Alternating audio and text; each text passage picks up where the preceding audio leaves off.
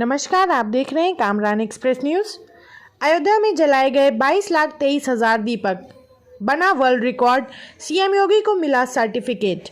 दीपावली पर अयोध्या में भव्य दीपोत्सव का कार्यक्रम हुआ। कार्यक्रम में 22,23,000 दीपक जलाए गए, जो कि एक वर्ल्ड रिकॉर्ड है। सीएम योगी को इस वर्ल्ड रिकॉर्ड का सर्टिफिकेट मिला। राज्याभिषेक कार्यक्रम के बाद मुख्यमंत्री ने अपने संबोधन में कहा कि अयोध्या का दीपोत्सव एक भारत श्रेष्ठ भारत की परिकल्पना को साकार कर रहा है।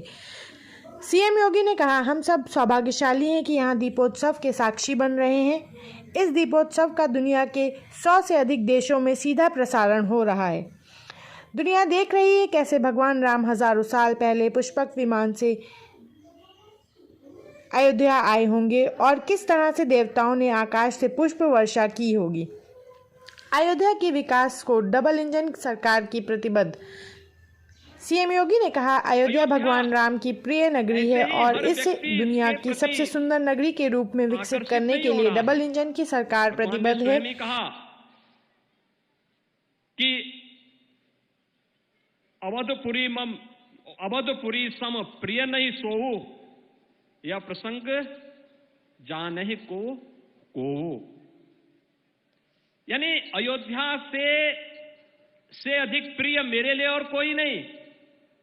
यह प्रसंग हर कोई नहीं जानता है। और भाइयों बहनों, अयोध्या को भगवान राम के ही अनुसार उनकी प्रिय नगरी के रूप में प्रस्तुत करने का दायित्व डबल इंजन की सरकार पूरी प्रतिबद्धता के साथ निर्वहन करने के लिए तैयार है। और पिछले 9.5 वर्ष से प्रधानमंत्री मोदी जी के नेतृत्व में पूरे देश में और उत्तर प्रदेश में पिछले 6-6.5 वर्ष से जिन कार्यक्रमों को हम लोगों ने यहां पर प्रभावी ढंग से लागू करने का कार्य किया है, वे सब भी आपके पास हैं। भाइयों बहनों, आज से 7 वर्ष पहले जब हम लोगों ने अयोध्या के दीपोत्सव के कार्यक्रम का शुभारंभ किया था, एक असमंजस की स्थिति थी। कार्यक्रम होना है, नहीं होना है, दीपावली का अयोध्या के साथ जुड़ाव होने के साथ साथ इसका परिणाम क्या होगा। और उस समय सरकार के निर्णय, उस समय के हमारे सभी सहयोगियों ने मिलकर के पूज्य संतों के सहयोग से, जनप्रतिनिधियों के सहयोग से जिस कार्यक्रम को आगे बढ़ाया, आज वह उत्तर प्रदेश का और अयोध्या का एक न केवल बड़ा कार्यक्रम बना है, बल्कि आदरणीय प्रधानमंत्री जी की एक भारत श्रेष्ठ भारत की परिकल्पना को साकार करता हुआ देश और दुनिया का एक यूनिक इवेंट भी बन रहा है। गत वर्ष हमारा सौभाग्य है, आदरणीय प्रधानमंत्री जी स्वयं इस कार्यक्रम के साक्षी बने। उनका मार्गदर्शन, उनका आशीर्वाद यहां आकर के मिला और आज उन्हीं के आशीर्वाद और उनके मार्गदर्शन और नेतृत्व में 500 वर्षों के इंतजार को दूर करते हुए अयोध्या में प्रभु राम के राम जन्मभूमि पर भव्य मंदिर के कार्यक्रम को भी हम सब अपनी आंखों से बनते हुए देख रहे हैं। और जनवरी माह के इंतजार में सभी संत, सभी भक्त, सभी श्रद्धालुजन उस इंतजार के लिए अपने आप को तैयार किए हुए हैं।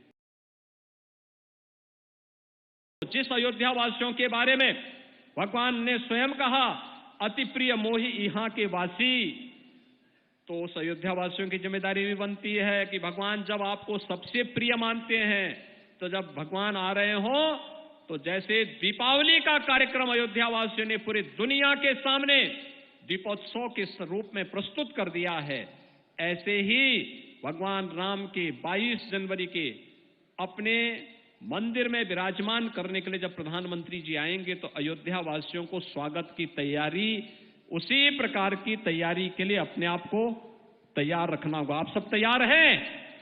सभी लोग तैयार हैं? जय जय सीताराम। सभी लोग तैयार हैं?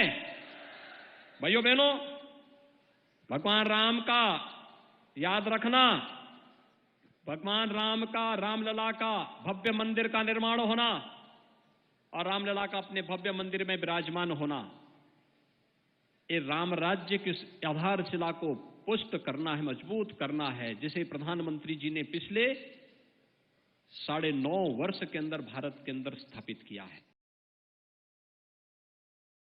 दैहिक दैविक भौतिक तापा राम राज नहीं काहू व्यापा। सब नर करहि परस्पर प्रीति चलहि स्वधर्म निरत सुत नीति।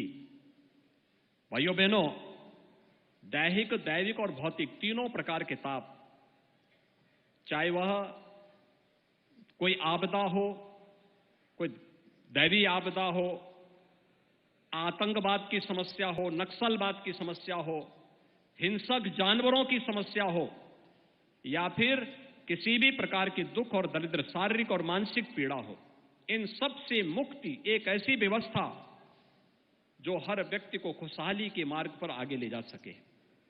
गरीबों के लिए जो योजनाएं बनी, हर घर में शौचालय बन गया, हर गरीब के लिए आवास की व्यवस्था हो गई, हर गरीब को विद्युत की कनेक्शन मिल गए, हर गरीब के घर में स्वस्थ ईंधन के लिए उज्ज्वला योजना के कनेक्शन मिल गए, हर गरीब के स्वास्थ्य के लिए आयुष्मान भारत की 5 लाख रुपए की स्वास्थ्य बीमा का कवर मिल रहा है। हर गरीब के लिए वे सभी सुविधाएं। और अपने और पराये का आभास भाइयों बहनों तब होता है जब व्यक्ति संकट में होता है। हमने पहले दीपोत्सव को पूरी भव्यता के साथ एक नई ऊंचाई तक पहुंचाते रहे, लेकिन अगले 3 वर्ष हमारे लिए कठिन थे जब कोरोना महामारी ने आ घेरा था। लेकिन तब भी हमने दीपोत्सव के कार्यक्रम को बाधित नहीं होने दिया। और हम तो आभारी हैं, माननीय राज्यपाल महोदय भी इस हर कार्यक्रम में भागीदार बनती थी।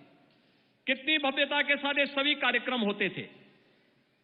और उस समय फ्री में टेस्ट, फ्री में उपचार, फ्री में वैक्सीन, दुनिया के अंदर वैक्सीन फ्री में देकर के कोरोना जैसी दुनिया की इस सदी की सबसे बड़ी महामारी को ऐसे समाप्त किया प्रधानमंत्री जी ने जैसे छू मंतर होकर के एकदम वैक्सीन रामबाण साबित हो गई। भारत का वैक्सीन सबसे प्रभावी हुआ। मात्र 9 महीने के अंदर वैक्सीन बन जाना आज तक कभी नहीं बन पाया, अकेले भारत ने बना के दिखाया। ये नेतृत्व का गुण है।